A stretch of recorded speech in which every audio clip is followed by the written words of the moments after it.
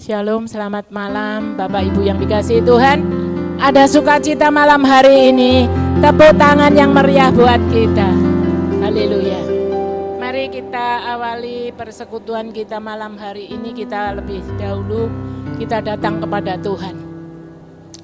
Tuhan Allah Bapa kami yang bertahta di kerajaan surga, sungguh kami bersyukur kepadamu Tuhan, jika malam hari ini Tuhan masih memberikan kesempatan kepada setiap kami untuk kami boleh bersekutu, untuk kami boleh memuji Tuhan, dan kami malam hari ini Tuhan akan belajar kebenaran firman Tuhan.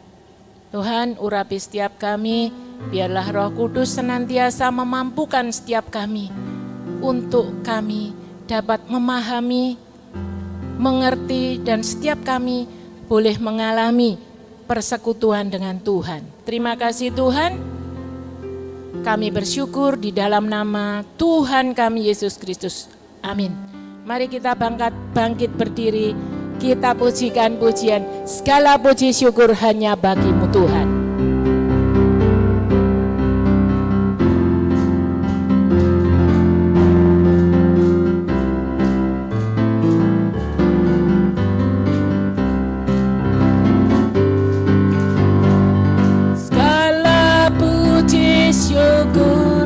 Hanya bagimu Tuhan, sebab Kau yang layak dipuja. Haleluya. Kami mau bersorak, tinggikan namamu. Haleluya. Segala puji syukur, syukur hanya bagimu Tuhan, sebab Kau yang layak dipuja. Haleluya. Kami mau bersorak, tinggikan namamu. Haleluya.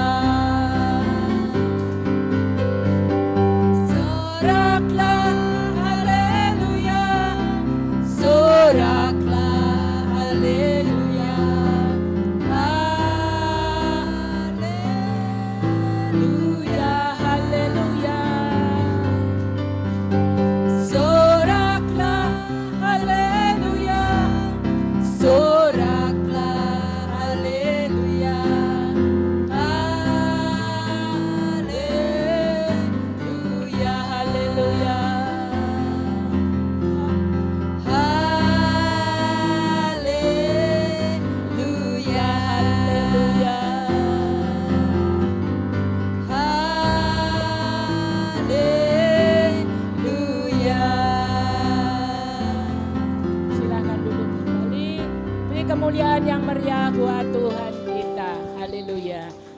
Pada malam hari ini mari kita mengundang Roh Kudus hadir di tengah-tengah kita.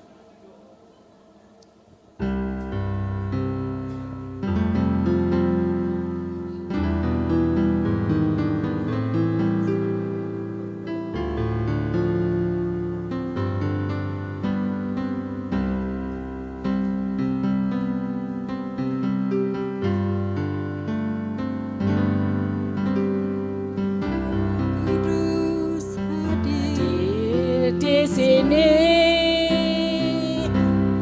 Roh Kudus, ku mengasihimu. Kau lembut manis, Kaulah penghiburku, penolongku, diutus Bapakku. Roh Kudus,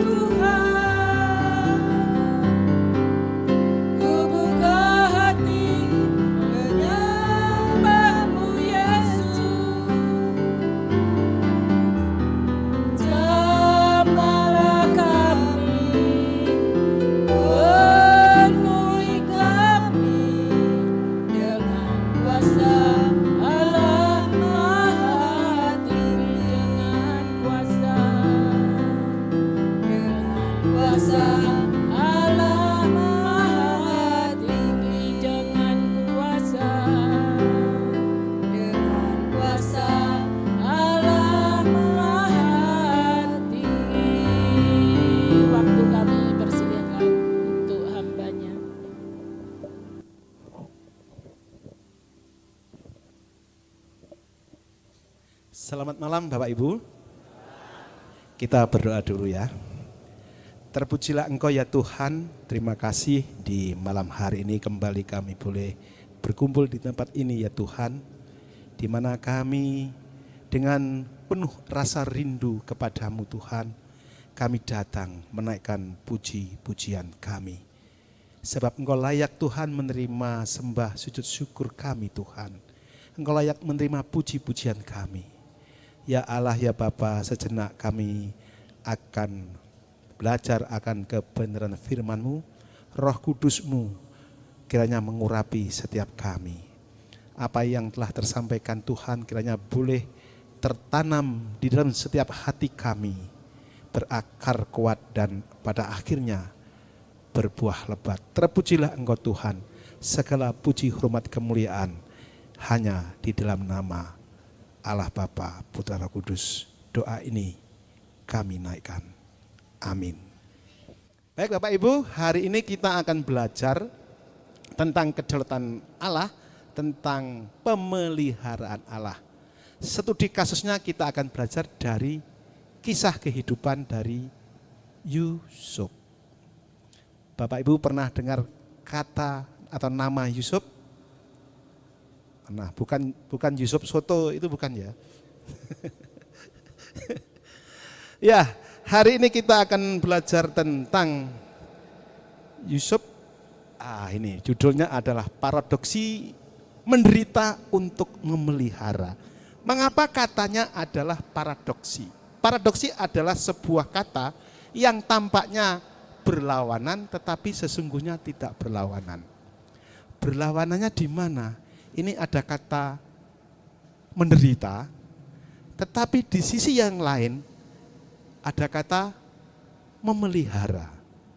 Biasanya orang kalau menderita, sambatnya kan begini, mengurusi uripnya sendiri saja sudah susah kok, penuh dengan derita. Kok tidak memelihara pihak lain? Apa yang mungkin? Gitu ya Mak? Ngurusi urip dhewe susah, kok tidak memelihara orang lain? Tetapi ini nyata terjadi di dalam kasus dari Yusuf. Sebelum kita mengupas tentang Yusuf, kita harus tahu terlebih dahulu latar belakang dari siapakah Yusuf itu. Yusuf adalah anak dari siapa? Yakub. Nah, sekarang kita lihat Yakub itu bagaimana. Berapa istrinya Yakub? Istrinya Yakub ada berapa? Pertama kali Yakub itu mencintai gadis pujaan hatinya yang ditemui pada kali pandang pertama. Siapa namanya? Bukan Ribka, Ribka ibuke. Rahel.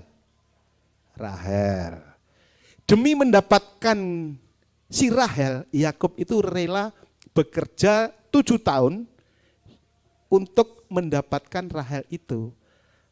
Akan tetapi ketika lewat masa 7 tahun itu, di malam pertama itu, yang disodorkan ternyata bukan Rahel, tetapi Lea, kakaknya. Di Alkitab tertulis dengan jelas dalam suasana gelap malam. Artinya Yakub tidak tahu siapa yang sedang dikumpuli malam itu. Begitu padang jinglang biar badalah. Padahal hati Yakub itu mencintai si Rahel. Tetapi ternyata yang ada di sebelahnya bukan dia. Akhirnya dia protes kepada mertuanya, Paman Laban. Paman. Kok malah nembang. Sing goyang jaran bukan. Paman Laban, ini kok bukan Rahel, tetapi kok Lea. Si paman mengatakan, ya di adat kami tidak elok ketika menikahkan adiknya sementara kakaknya belum menikah. Nah, demi mendapatkan gadis pujaan hatinya, Yakub rela kerja lagi 7 tahun lagi. Ya. Setelah 7 tahun, akhirnya Yakub bisa mendapatkan si Rahel. Berarti di sini istrinya ada berapa? 2. Sementara 2 ya, engko tak golekni bojone. Tak golekni bojone. Si Rahel itu sulit untuk mengandung. Sementara si Lea sudah bisa mengandung. Akhirnya si Rahel ini nawari ke Yakub demi atas nama dia, atas nama Rahel, diberikanlah budaknya kepada Yakub untuk menggauli budak itu. Akhirnya bisa hamil. Nah si Lea ya gitu, melihat adiknya mempersembahkan budaknya, dia juga punya budak juga. Dan saat itu dia sudah tidak mengandung lagi, diberikan budaknya. Ya, jadi bojonya Yakub berapa? 4. Tetapi dari keempat itu sesungguhnya yang mana gambarnya? Oh sorry. Nah ini harus menerangkan. Ini Lea memiliki hamba namanya Zilfa. Rahel memiliki hamba namanya Bilha. Nah dari keempat istri itu menghasilkan 12 anak laki-laki yang kelak ini menjadi suku bangsa Israel. Apakah ada anak lain di luar 12 ini? Hah? Pinter, Basar Jan Jas. Ada satu anak lagi perempuan, namanya Dina. Nah, Dina nanti ada kisah yang memilukan. Lain kali kita belajar itu tentang itu. Hari ini mari kita konsentrasikan diri kita kepada adanya 12 anak. Jadi Yusuf adalah anak dari mama yang bernama Rahel. Sementara saudara yang lain anak dari mama-mama yang lain. Dari sini timbul masalah. Ketika ada yang disebut dengan kasih sayang orang tua yang berbeda.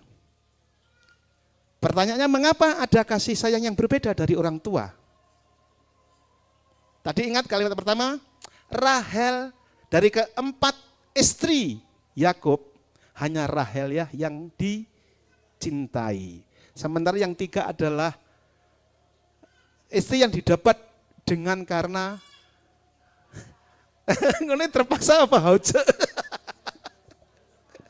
Ya, yang jelas dicatat yang dicintai hanya Rahel. Maka ketika Yakub mencintai anak dari Rahel, itu sesungguhnya adalah hal yang wajar.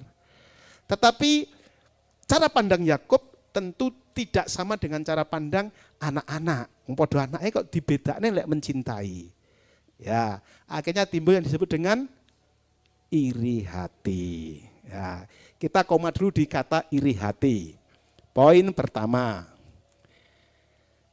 Ketika saudara-saudara Yusuf mengalami hati yang penuh dengan iri itu, lah Yakubnya malah ndudono ngipi. Mimpi. Cerita. Bagaimana mimpinya? Ada yang ingat kisah mimpi dari Yusuf? Hah? Apa mak? Saya stop aja.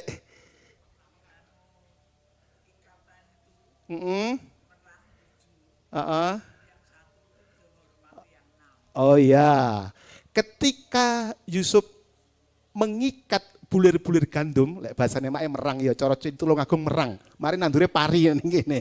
Ning kono gandum. Ya. Punya si Yusuf itu berdiri. Teng.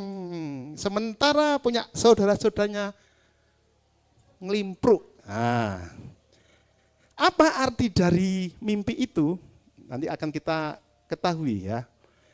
Jadi sebentar-bentar, ini tadi saya ngambil gambar salah satu bukti dari Yakub itu mencintai Yusuf lebih dari saudaranya adalah si Yusuf diberi hadiah jubah yang indah, sementara yang lain tidak. Kita lihat mimpinya dulu. Punya mimpi besar, yaitu ini gambar Mae tadi. Nah, punyanya Yusuf berdiri tegak, bahasa jadi juga jawab seperti itu. Punya saudaranya ngelimprek. Ya. Artinya apa? Saudaranya itu sudah bisa menebak mimpinya. Masakan aku harus tunduk kepadamu, sementara kamu itu adikku. Itu belum selesai. Yusuf menceritakan mimpinya lagi tentang adanya bulan dan bintang.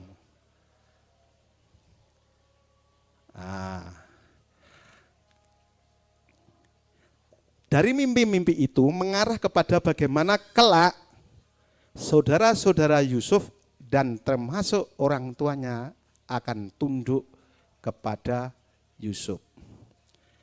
Saudara-saudaranya menjadi semakin benci, semakin marah. Tetapi bapaknya menegur si Yusuf. Carane Tulungagung ngene, kowe ngipi apa to le? Kowe duwe cita-cita apa to le?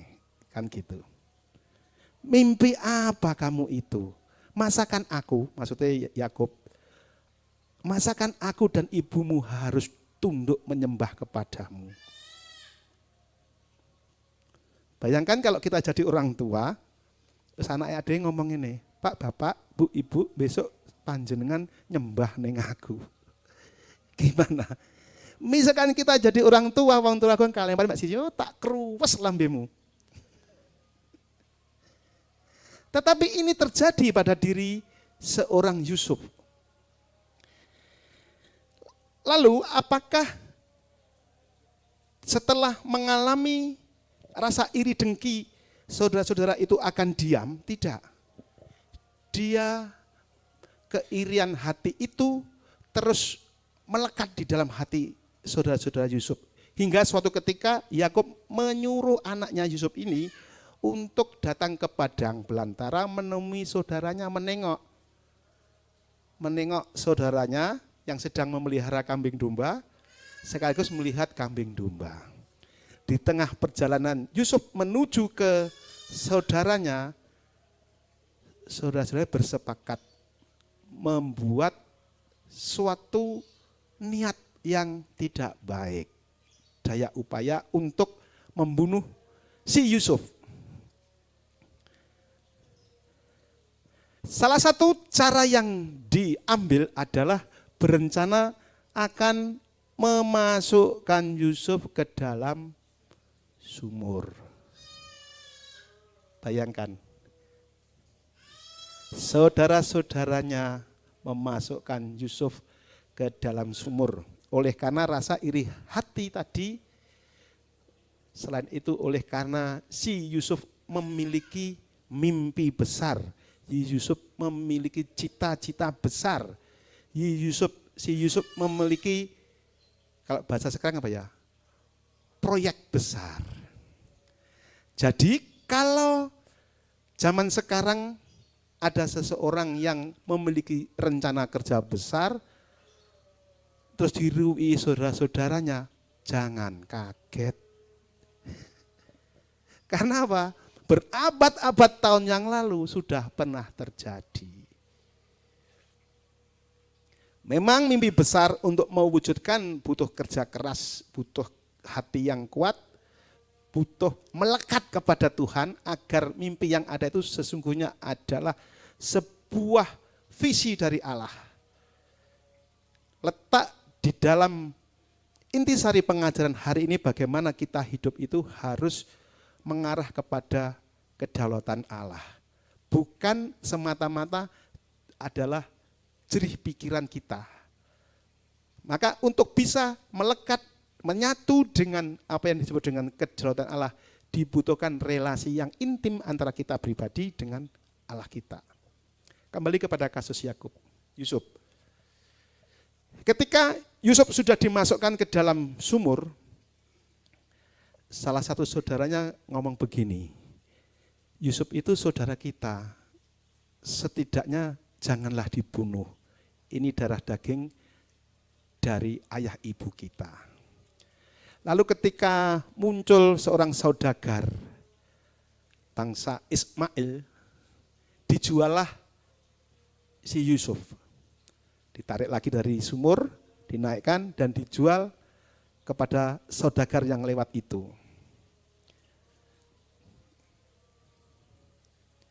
Sehingga status Yusuf sekarang adalah sebagai budak. Dibawa ke Mesir dan akhirnya bekerja di seorang pegawai raja yang bernama siapa? Potifar. Iya Pak Jojo? Ya betul. Bekerja di rumahnya Potifar. Ketika ada di sana, si Yusuf itu dipakai oleh Tuhan, diberkati oleh Tuhan sehingga kerjanya nampak baik. Apa yang dikerjakan itu selalu beres hingga suatu ketika datang sebuah tawaran yang menarik. Menarik atau malah petekaya? Istri dari Potifar itu melihat para Yusuf yang begitu tampan dan aduhai. Akhirnya Yusuf, ayo.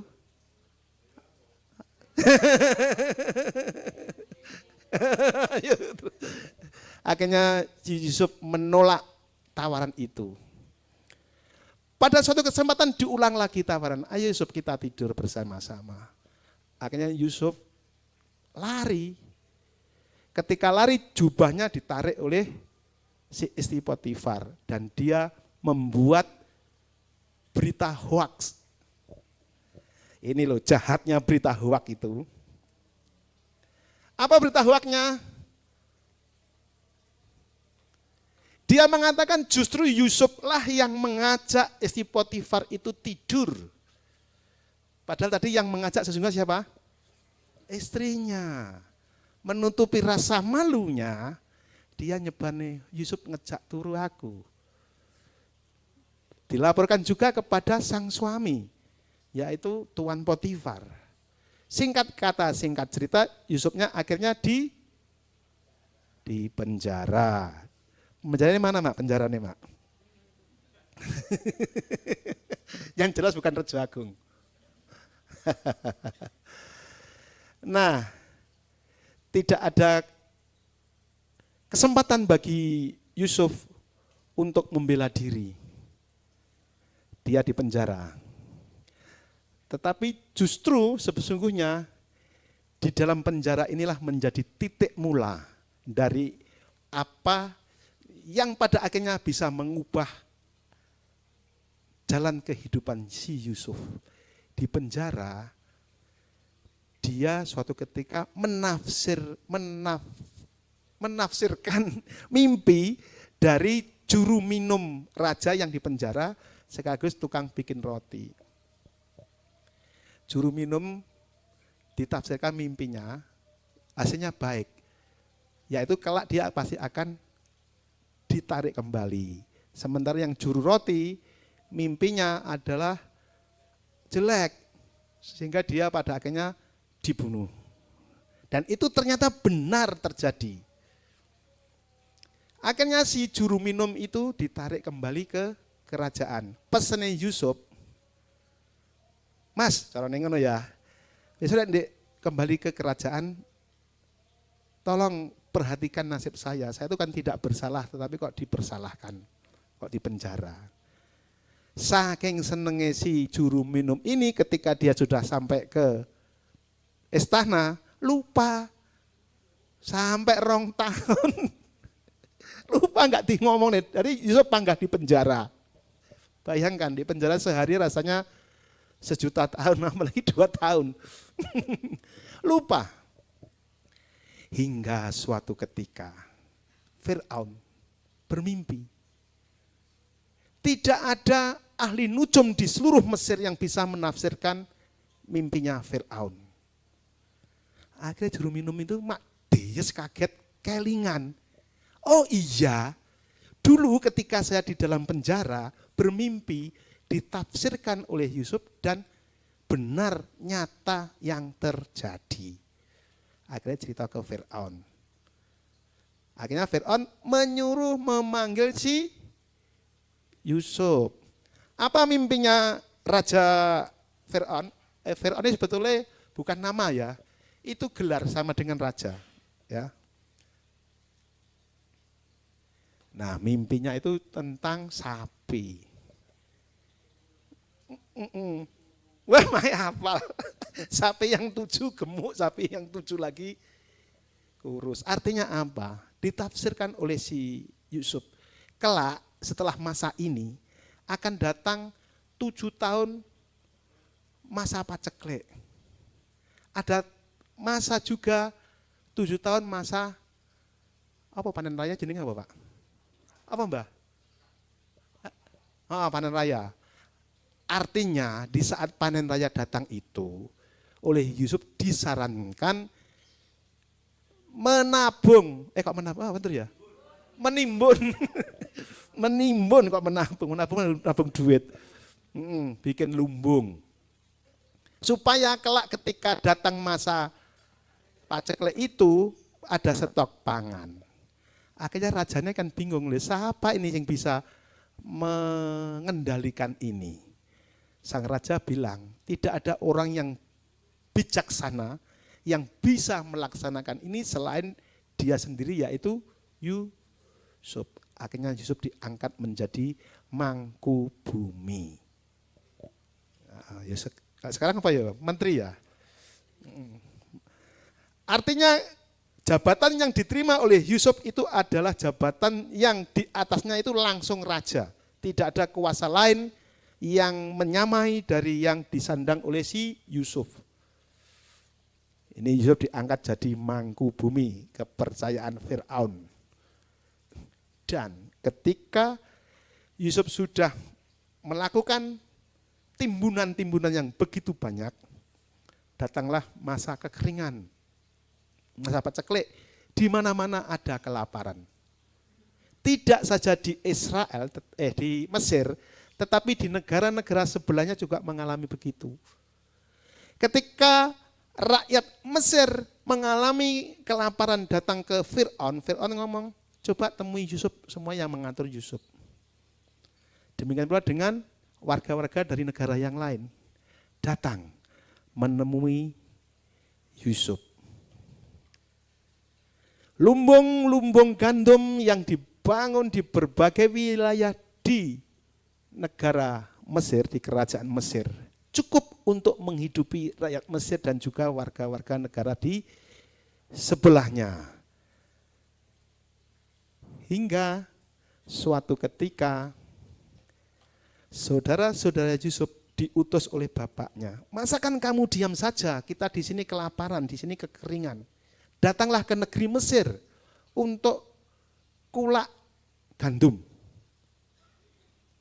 Datanglah saudara-saudara Yusuf ke Mesir. Lalu apa yang terjadi? Yusuf tanya Benyamin. Sebelum itu, enggak ke situ bener, tapi kesusun, apa kesusun nih? Kedisian. Saudara-saudaranya datang ke Yusuf. Saudara-saudaranya lupa apa enggak tahu, tidak tahu tepatnya, karena kan tidak membayangkan toh, Yusuf yang dulu dibuang, dijual jadi budak, masuk jadi penguasa. Kan enggak ada pikiran seperti itu. Tapi Yusuf kelingan dengan saudara-saudaranya. Apalagi setelah dites ya. Dites, dia ngomong, masih di rumah masih ada punya satu adik bersama orang tuanya. Orang tuamu namanya siapa? Ya, anak adiknya namanya Benyamin, orang tuanya namanya Yakub. Artinya Yusuf dia kaget. Wah, bener ini saudaraku. Akhirnya diberilah gandum itu. Dan tanpa sepengetahuan saudara-saudaranya, uang untuk beli itu dikembalikan. Dengan pesan,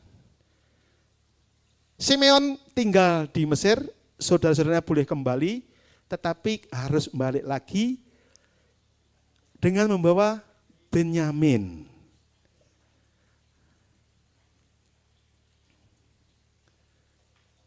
Jadi ketika saudara-saudara itu datang ke Mesir untuk beli gandum, sesungguhnya mimpi yang dulu dihina, mimpi macam apa kamu itu, terjadi. Pada akhirnya saudara-saudaranya tunduk menyembah kepada Yusuf. Seperti gambar buli-buli gandum tadi, yang satu berdiri, yang lainnya tunduk. Penderitaan-penderitaan yang dialami oleh Yusuf, tentu itu bukan sesuatu yang bisa gampang dilewati oleh Yusuf. Tentu pergumulan panjang itu terjadi. Mungkin sebagai manusia dia bisa berkata, berat sekali ya menjalani hidup ini. Di penjara bertahun-tahun. Di penjara kalau dia melakukan salah, tidak apa-apa. Memang itu konsekuensi. Tetapi kalau tidak melakukan salah dan harus di penjara, tentu itu sangat menyakitkan. Di penjara hanya gara-gara berita hoax, gara-gara fitnah, sesuatu yang tidak dilakukan, diceritakan dia melakukan. Kita lihat ketika Yusuf memerintahkan saudara-saudaranya pulang untuk membawa si Benyamin, Yakub merintih menangis. Aku sudah kehilangan anakku yang bernama Yusuf. Sekarang Benyamin anak kesayanganku harus dibawa ke Mesir. Tetapi saudara-saudara Yusuf bercerita, ya ini Simeon di sana ditahan karena kami dituduh sebagai mata-mata. Kalau ini tidak dibawa si Benyamin ini, berarti pihak sana menyatakan memang kami ini mata-mata. Akhirnya dibawa ya ke sana si Benyamin. Bertemulah akhirnya si Yusuf bersama-sama saudara-saudaranya itu bertemu dengan yang disebut Yakub, orang tuanya. Jadi setelah bertahun-tahun terpisah akibat dijual oleh saudara-saudaranya, Yusuf dan Yakub akhirnya bersatu kembali di tanah Mesir. Pertemuan penuh emosi.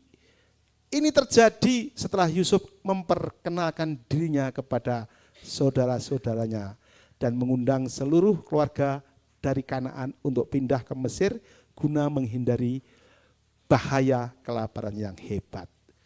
Jadi akhirnya bapaknya pun, yaitu siapa? Yakub, datang ke Mesir. Itu pun juga diperkenan oleh si Fir'aun untuk Yakub bisa datang ke Mesir. Karena apa? Israel sedang kekeringan seperti di Mesir. Bedanya adalah di Mesir Yusuf sudah menyediakan lumbung-lumbung gandum, di Israel tidak ada. Di sana kelaparan, di sini tidak. Maka harus ke Mesir supaya bisa mendapatkan makanan. Terus bagaimana lanjutannya, Mak? Kita sing ngapal mak bahasa Cimang. Bagaimana setelah si ayahanda yaitu Yakub dan saudara-saudaranya ada di Mesir? Berapa tahun lagi kedatangan Yakub ke Mesir?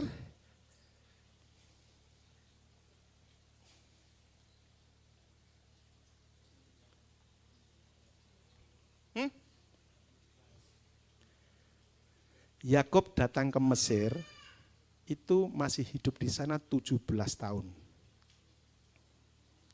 Setelah 17 tahun ada di Mesir dengan terjamin kehidupan, tersedia makanannya, setelah 17 tahun maka meninggallah si Yakub. Yakub.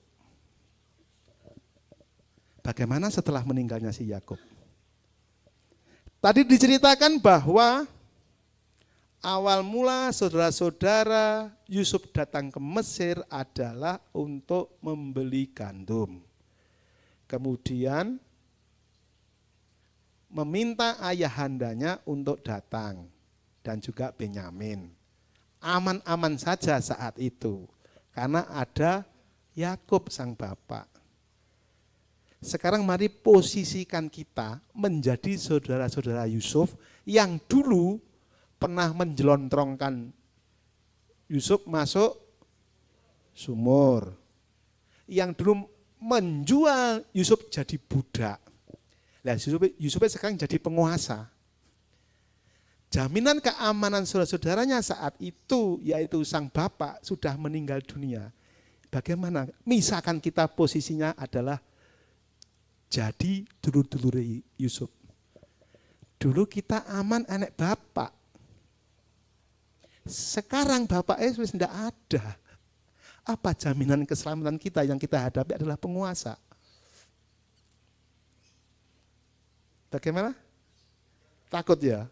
Takut, pasti. Wah, ini mesti Yusuf membalas ini. Biar tak cemplung nih, kok segoro. Sumur, sekarang jadi rojoku, jalan gitu. Sekarang jadi penguasa. Sampai saudara-saudara Yusuf ngomong, aku datang ke sini itu menjadi budakmu.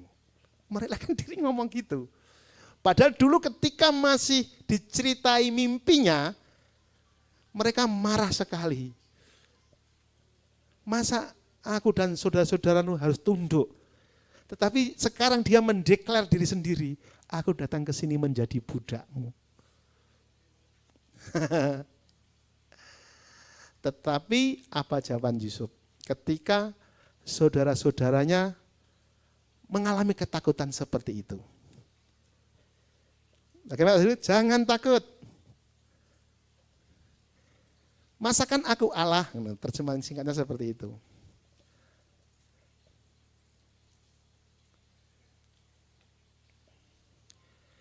Yusuf berkata bahwa memang kamu telah mereka-rekakan yang jahat terhadap aku, tetapi Allah telah mereka-rekakannya untuk kebaikan. Dengan maksud melakukan seperti yang terjadi sekarang ini, yakni memelihara hidup suatu bangsa yang besar. Jadi janganlah takut, aku akan menanggung makanmu dan makan anak-anakmu juga. Kata kuncinya di sini, kita mari baca bersama-sama ya. Di ayatnya yang ke-20, mari bersama-sama katakan, memang kamu telah mereka-rekakan yang jahat terhadap aku, tetapi Allah telah mereka-rekakannya untuk kebaikan. Dengan maksud melakukan seperti yang terjadi sekarang ini, yakni memelihara hidup suatu bangsa yang besar. Bagaimanapun akhirnya kita bisa mengerti, ketika manusia memiliki niat jahat terhadap kehidupan kita orang percaya, orang boleh merencanakan, mereka-rekakan yang jahat. Tetapi di dalam kedaulatan Allah, ketika kita sudah ditentukan oleh Allah arah hidup kita seperti ini, maka yang terjadi adalah itu. Saudara-saudara Yusuf mereka-rekakan yang jahat, tetapi justru di dalam penderitaannya Yusuf itu, Allah menunjukkan Yusuf dipakai untuk rencana Allah, yaitu apa? Memelihara suatu, mana tadi Pak ayatnya? Suatu bangsa yang besar. Timbul pertanyaan, loh kok begitu Pak? Mengapa justru penderitaan Yusuf itu diperuntukkan untuk memelihara suatu bangsa yang besar? Siapa gerangan bangsa yang besar itu? Ada yang tahu? Israel. Mengapa Israel? Hah? Nama yang diberikan Tuhan. Jadi untuk bisa menjawab pertanyaan ini kita harus kembali dengan apa yang disebut kalau bahasa kerennya itu covenant. Perjanjian Allah. Allah berjanji kepada manusia dalam ini Abraham bahwa engkau Abraham harus meninggalkan tanah leluhurmu menuju ke tanah yang disiapkan oleh Allah. Suatu negeri yang banyak susu dan madunya. Abraham wafat. Berarti diteruskan ke keturunannya. Namanya Iskak. Iskak diteruskan kepada Yakub. Yakub memiliki nama lain yaitu Israel. Jadi Allah memiliki rencana, memiliki janji besar, yaitu akan adanya bangsa yang besar dalam hal ini Israel. Untuk menjamin agar bangsa Israel ini tetap ada walaupun kelaparan melanda dunia. Lihatlah rancangan Allah yang begitu dahsyat. Yusuf menjadi manggubumi. Bisa menjadi manggubumi tadi bagaimana jalan ceritanya? Menderita begitu hebat. Diireni dulure, dijegur ke sumur, dijual jadi budak, bekerja babu jadi budak, di penjara. Sebelum di penjara difitnah. Misalkan kita hari ini sahabatnya minta ampun mungkin. Mungkin langsung nyanyi lagu ini di Silitunga ya. Gimana kawannya lagu ini di Silitunga? Hidup penuh derita. Kita lihat rancangan apa yang ada di dalam pikiran Tuhan, yaitu harus memelihara hidup suatu bangsa yang besar. Ini kaitannya dengan keselamatan. Bahwa keselamatan orang-orang berdosa itu hanya satu oknum yang bisa menebus. Siapa? Yesus, Tuhan Yesus. Dan dia adalah bagian dari suku bangsa Israel. Yehuda. Bayangkan peran Yehuda di cerita ini kan belum begitu besar ya. Belum begitu besar. Di sini peran yang sangat menonjol yang kita ketahui namanya Yusuf. Tetapi justru untuk memelihara suatu bangsa yang kelak dari saudara-saudaranya itu salah satunya itu menjadi alur dari kisah Yesus Kristus Sang Juru Selamat. Wah, besar sekali ini kisah ini. Luar biasa. Saya baca buku ini berhari-hari, hati saya bergelora penuh gembira. Karena maknanya itu luar biasa. Bayangkan bagaimana Tuhan menata peri kehidupan sedetail-detailnya seperti itu. Bagaimana tokoh sentral yang kelak menjadi garis keturunan Yesus Kristus, Yehuda, belum seberapa dimunculkan. Maknanya apa? Wahai Bapak Ibu semua yang biasa pelayanan, kalau pelayananmu pada akhirnya tidak dihargai manusia, jarno nggak usah loro hati. Memangnya gua pikirin, melayani Tuhan itu anugerah. Tuhan kita adalah Tuhan sendiri, yang menilai kita Tuhan sendiri. Ketika kita bisa menuntaskan tugas kita, haleluya puji Tuhan. Cukup. Tidak dihargai manusia, biar. Tidak usah sakit hati. KTP mau berkembang banyak halangan. Emang gua pikirin. Yang penting kita fokus kepada Tuhan, bagaimana kita melayani Tuhan.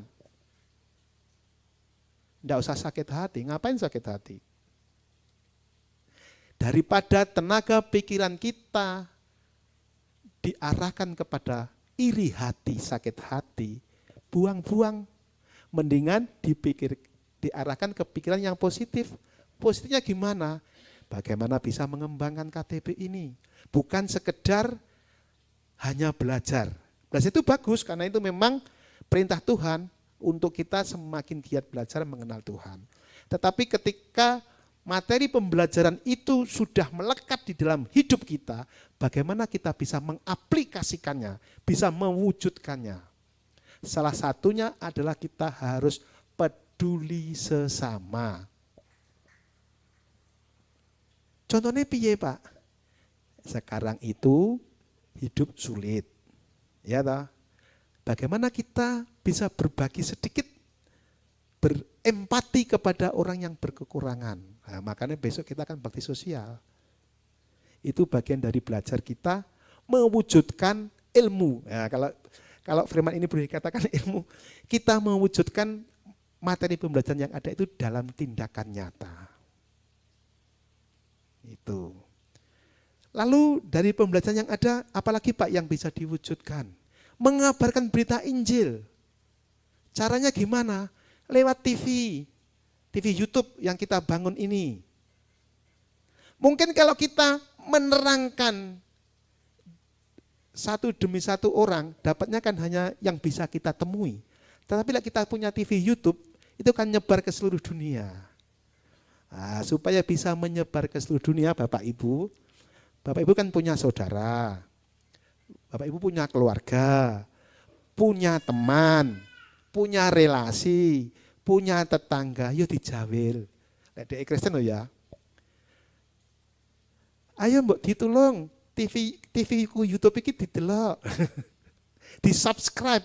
Kalau yang sudah subscribe ya tinggal tombol jempol. Lonceng itu subscribe. Nanti kalau ditombol lagi malah hilang.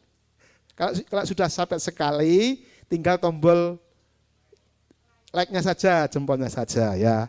Ini saya lihat itu agak turun ini terakhir ini. Ya, sekarang yuk diramekan. Mari kita belajar di hal-hal kecil.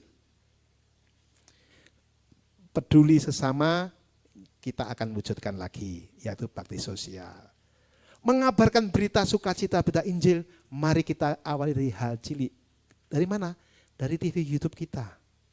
Nah, luar biasa loh, KTB masih baru berdiri, sudah bisa mendirikan apa Pak? Broadcasting.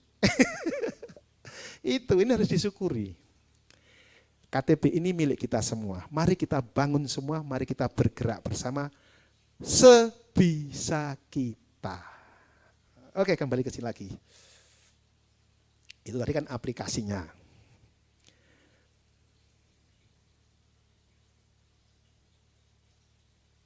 Oh, ini tadi sudah saya terangkan.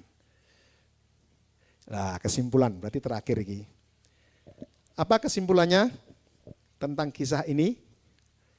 Yaitu bahwa kisah Yusuf itu merupakan salah satu demonstrasi terbesar tentang providensi Allah, yaitu pemeliharaan Allah, tentang kedaulatan Allah, dan tentang kasih Allah bagi sebuah bangsa dari kelaparan hebat.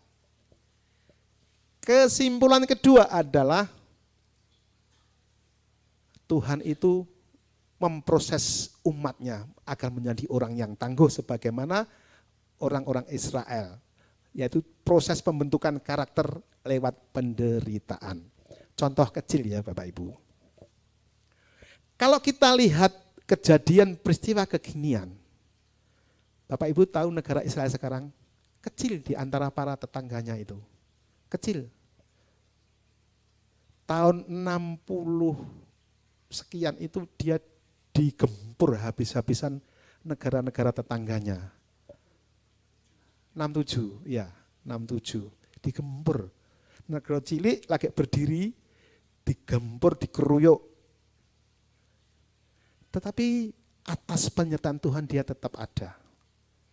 Bayangkan kalau karakter orang Israel itu adalah karakter yang mudah menyerah, karakter yang gampang nyerah. mungkin hal itu tidak akan terjadi. Bahwa pembentukan dari proses sejak sejak dari awal Tuhan memerintahkan, menjanjikan adanya suatu bangsa yang besar, itu sudah dimulai.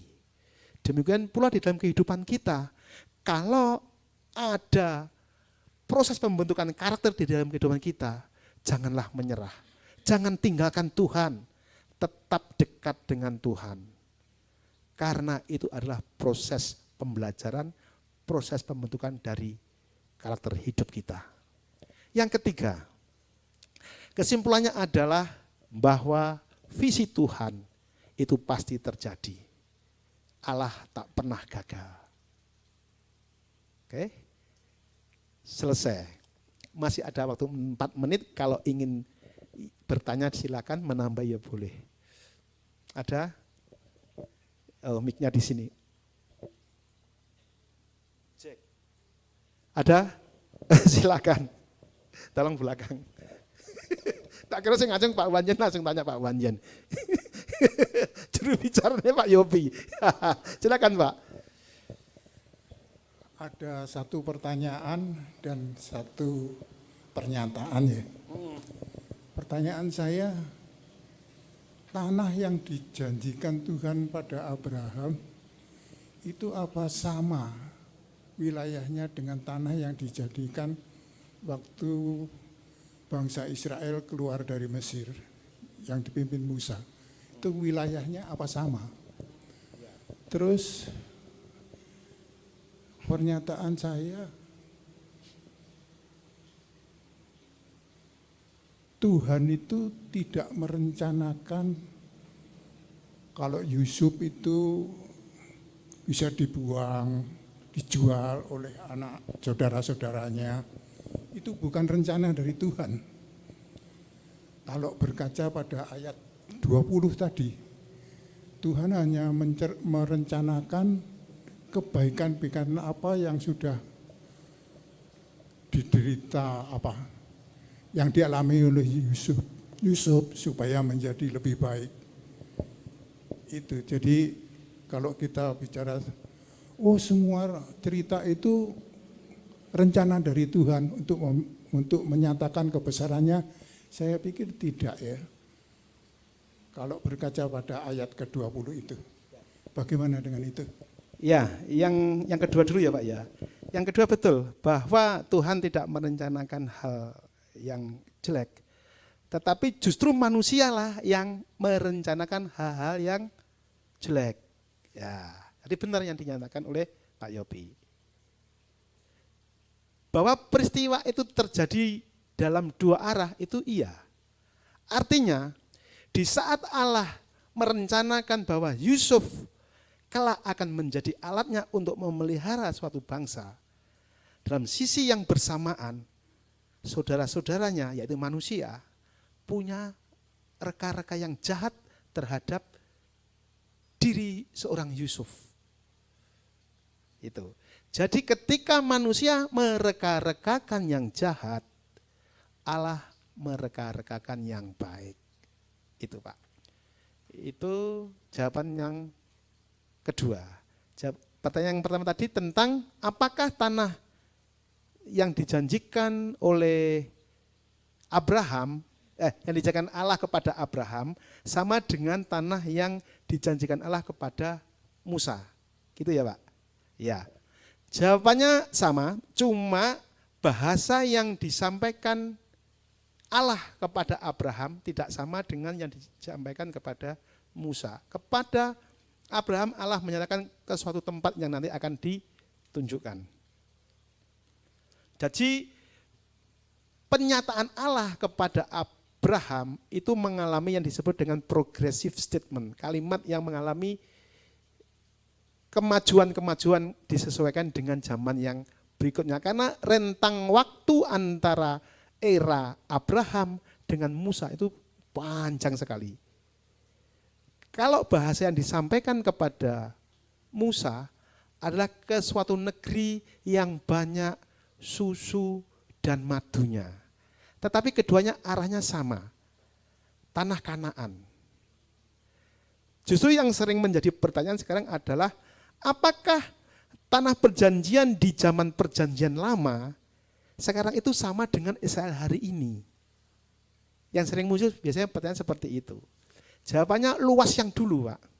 Sekarang Israel semakin kecil. Sekarang Israel semakin kecil bila dibanding dengan era PL. Makanya bangsa Israel hari ini, bangsa Yahudi hari ini terus berupaya agar dulu yang tanah-tanah itu menjadi bagiannya bisa kembali. Termasuk bait suci dulu itu dibangun di satu tempat yang sekarang menjadi masjid.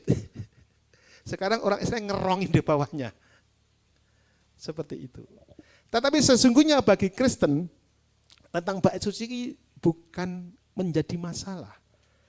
Karena Tuhan Yesus berkata bahwa bangunan bait suci, sejak Yesus ada itu ya, tidak akan ada lagi batu bata yang numpuk. Karena sesungguhnya bait suci adalah tubuh Kristus sendiri. Itu. Tetapi bagi orang Israel menuntut untuk bait suci itu bisa dibangun untuk yang ketiga kalinya. Gitu. Gimana, Pak? Iya.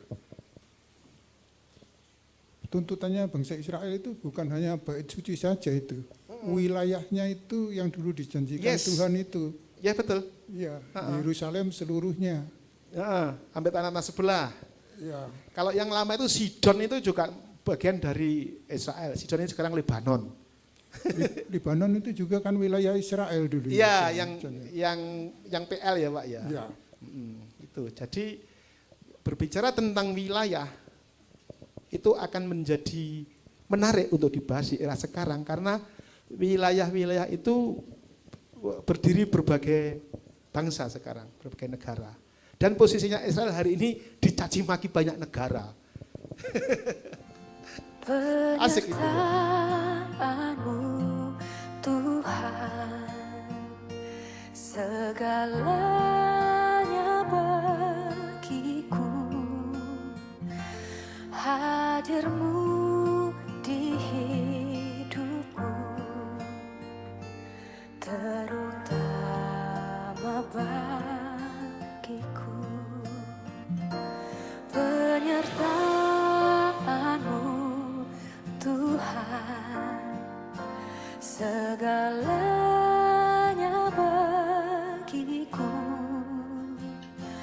hadirmu di hidupku, terutama bagiku.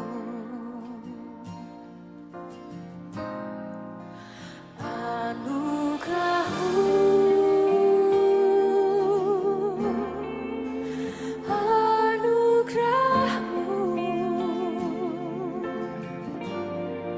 semua karena anugerahmu, bukan karena